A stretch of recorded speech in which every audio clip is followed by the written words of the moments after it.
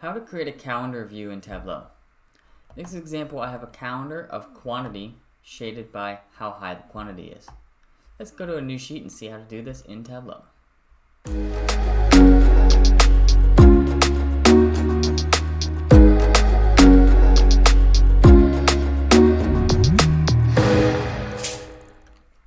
A calendar view in Tableau only uses two fields. Let's start with date and drag date to rows. Put date on filters as well. I'm going to choose only 1 year. Let's choose only 2021. This first pill, this date, needs to be month.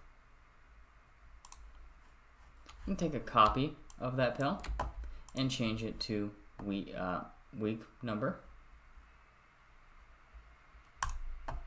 And change another copy of this and change this to weekday. My calendar is forming. Let's do one more copy of order date and put it on label. This is going to be day of order date. Now all I need is quantity.